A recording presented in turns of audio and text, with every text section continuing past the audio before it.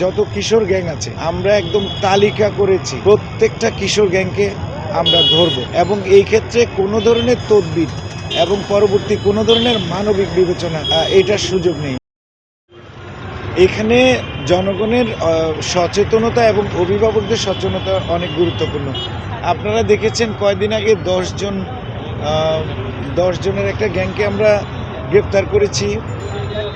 মানে এদের চেহারা দেখলে যেটা মনে হয় যে এরা ভদ্রঘরের ছেলে, মানে চেহারার মধ্যেও একটা আছে, এটা কি বলে, একটা মাসুম ভাব আছে, কিন্তু তারা যে এরকম বিপথে চলে যাচ্ছে এই বিষয়গুলোর ক্ষেত্রে অভিভাবকদের সচেতনতাটা আসলে খুব গুরুত্বপূর্ণ। আমি আশা করব যে অভিভাবকরা সচেতন হবে, তাদের ছেলেমেয়েরা সন্ধ্যার পরে কোথায় যায়, কি করে, কার সাথে মিশে, তাদের অ্যাসোসিয়েট কারা, এই জিনিসগুলো একটু খেয়াল করবেন। তাদের মোবাইলটা চেক করলেই বোঝা যায় যে তার অ্যাসোসিয়েট কারা, তারা কি করে, তাদের কার্যক্রমগুলো একটু মনিটর করা।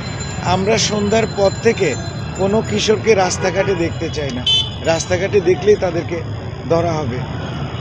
এবং আমরা পর্যায়ক্রমে এই যে যত কিশোর গ্যাং আছে আমরা একদম তালিকা করেছি, প্রত্যেকটা কিশোর গ্যাংকে আমরা ধরব এবং এই ক্ষেত্রে কোনো ধরনের তদবির এবং পরবর্তী কোনো ধরনের মানবিক বিবেচনা এটার সুযোগ নেই। অপরাধীকে অপরাধীর বিবেচনাতে আমরা দেখব। ইনশাল্লাহ সিলেট মহানগর কিছুদিনের মধ্যেই কিশোর গ্যাং মুক্ত হবে।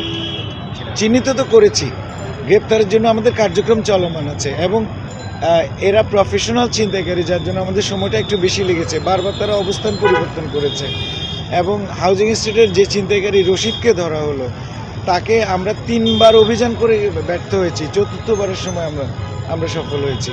তো আমাদের অভিযান চলমান আছে, এদেরকে ধরা পড়তেই হবে।